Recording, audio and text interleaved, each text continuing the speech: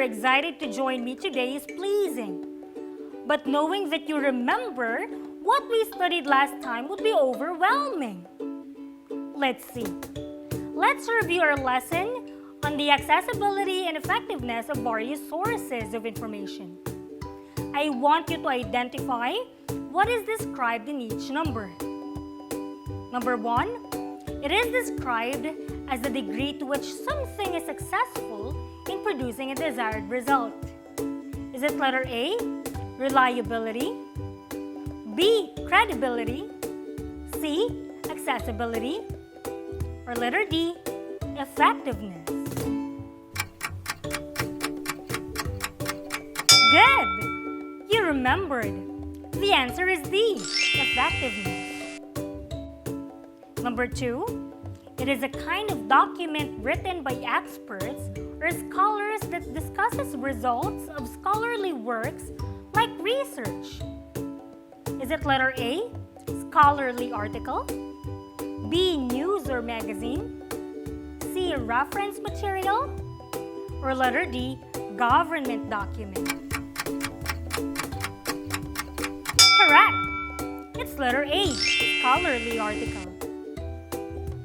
Number 3, this kind of information source contains the most recent information or opinions. Letter A, book, B, reference material, C, government document, or letter D, news or magazine article. If your answer is D, you're brilliant! It is news or magazine article. This information accessibility focuses on the visual input presented using an additional description of the information in order for images to be useful for all. Letter A, text accessibility, B, audio accessibility, C, video accessibility, or letter D, image accessibility. Fantastic! The answer is B, image accessibility.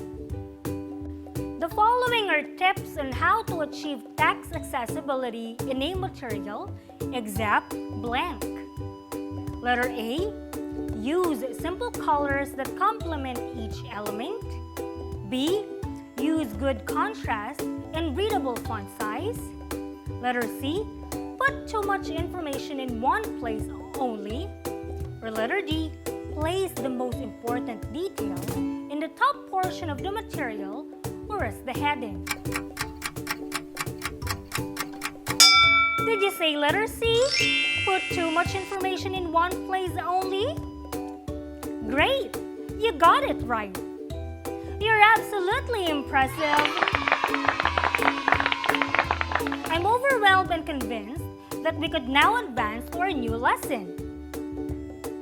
Are you ready? Cool! Let's jump into the world of new English learnings. Today, we will study the importance of analytical listening in problem solving. Oftentimes, we mistake listening for hearing, and vice versa. But do you know their difference? Hearing and listening have almost similar meanings. They only differ with the effort you put in it. Hearing is simply the act of perceiving sound by the ear. This is passive, meaning you don't put any effort in. Oh! Could you hear that noise? I could hear that too. See? We don't put any effort in it, but we notice it. That is hearing. On the other hand, listening is when you put the effort or pay attention to what you are hearing. This is an active skill that requires concentration. You listen to me because you are paying attention to what I say. You listen to get information and to get an understanding of the topic. Again, hearing is a passive skill that does not require conscious effort since since it is involuntary, while listening is an active skill that requires conscious effort and is voluntary. Hearing is a physical ability, while listening is a skill. Clear? Great! Today, we will listen to an audio recording to test your listening ability. But before that, let's unlock the difficult words that you will encounter in our listening activity later. Identify the vocabulary words defined in each number. Your choices are felon, peddler, enormity, purveyor, and inaptitude. Number 1, it is a person who sells, supplies, or deals in particular goods.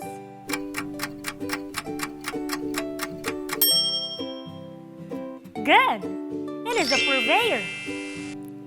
Example sentence: my aunt finally found a trustworthy wholesale purveyor for her clothing business. Number 2, it refers to the fact of ineffectiveness or not being skilled. Amazing! It is inaptitude. Mr. Cruz immediately fired John when he noticed his inaptitude at work. Number 3, it is a person who moves from one place to another to deal in or promote something that is intangible, like a personal asset or an idea. That's right! It is a peddler. Example: the police officers arrested the peddler who sells counterfeit watches. Number 4, it refers to the great or extreme seriousness or extent of something perceived as bad or immoral.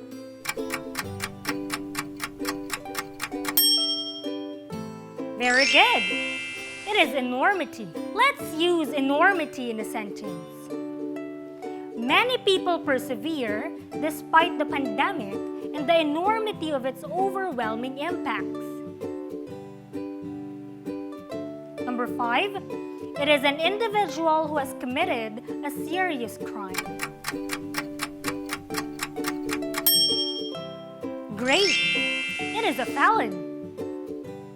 Example sentence: Brutus was considered a felon for killing his friend Caesar. You really are amazing me, grade 10.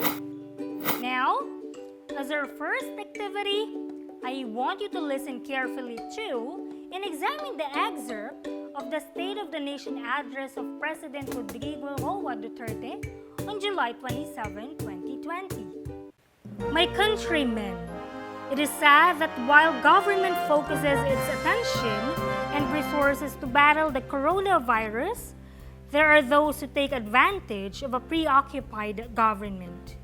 The dealers and purveyors of illegal drugs, hiding in the shadow of COVID-19, have stepped up their activities.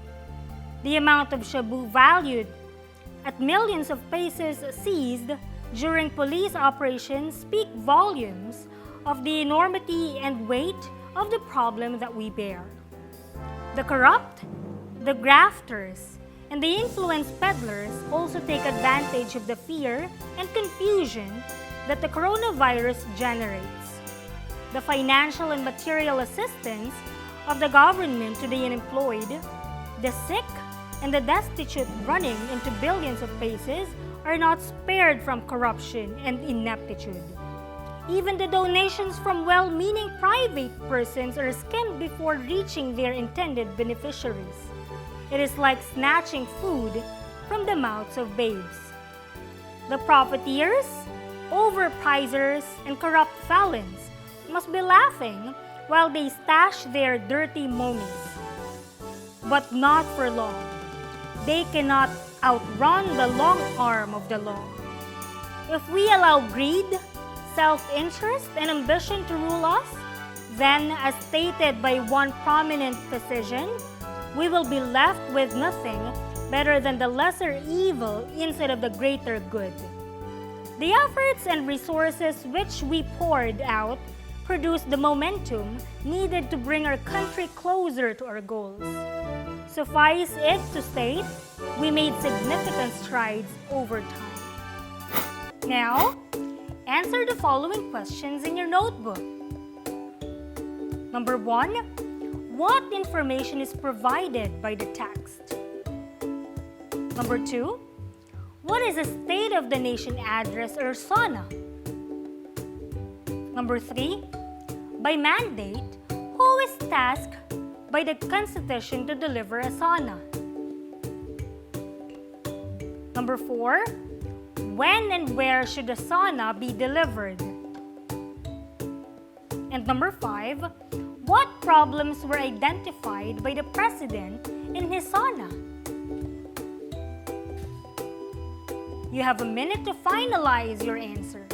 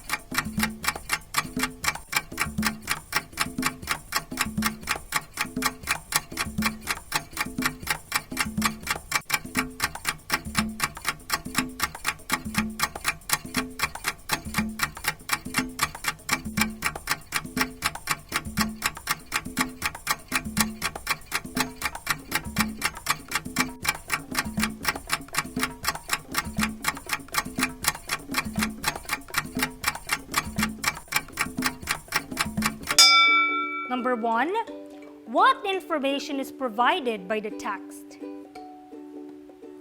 The text is about President Rodrigo Roa Duterte's 5th State of the Nation address or SONA on July 27, 2020. What is a State of the Nation address or SONA? A State of the Nation address or SONA is a constitutional obligation and yearly tradition wherein the Chief Executive reports the status of the country, unveils the government's agenda for the coming year, and proposes to Congress certain legislative measures. Number 3, by mandate, who is tasked by the Constitution to deliver a SONA? A SONA is a constitutional duty of the current President of the Philippines. Number 4, when and where should the SONA be delivered? As stated in the 1987 Philippine Constitution, the SONA should be delivered every 4th Monday of July at the plenary session hall of the Batasang Pambansa in Quezon City. And number 5, what problems were identified by the President in his SONA? Apart from the battle of the nation against the COVID-19, President Duterte discussed the unlawful actions done by some individuals to take advantage of the preoccupied government. He mentioned that the dealers and purveyors of illegal drugs, the corrupt and grafters, the influence peddlers, and the profiteers and overpricers cannot outrun the long arm of the law for good and will be punished soon. He also guaranteed the Filipino people that he will do everything to protect them to the best of his ability. Do you wonder how you got them right? Well, that's all because you exhibited analytical listening in understanding the speech. But what is analytical listening? Analytical listening, sometimes referred to as critical listening, deals with one's ability and capacity to carefully and properly analyze the sounds heard. This does not only involve comprehension on what has been heard, but more importantly, the ability to distinguish and and categorize the information listened to. This is also called active listening, as it requires the listener to provide a significant and evaluative response or feedback on what he or she has heard from the speaker or the sound platforms. Here, the listener is able to rephrase or restate the information heard to check his understanding. Analytical listening requires a sequential process. These stages include: number 1, receiving stage. This refers to the actual hearing process. Here, the listener has to check himself if he is able to hear the sounds and other sound points clearly. Number 2, understanding stage. This one focuses on generating meaning from what has been heard. In this stage, the connection or communication between the listener and the speaker must be clearly established. This constitutes the idea that the understanding of the speaker must be the same as the listener's. Number 3, evaluating stage. This requires both the listener and the speaker to meet in between regarding the points portrayed in the listening process. This allows the listener to critically examine the details of the information heard. This provides the time for information segregation. Number 4, responding stage. This phase allows the listener to provide verbal and/or nonverbal feedback and responses based on the listening contexts. Number 5, remembering stage. This is a personal stage for the listener that allows him to integrate himself in the information heard. This allows him to record in his system the information listened to for future access and use. In case you missed them, again, the analytical listening process starts with receiving, followed by understanding.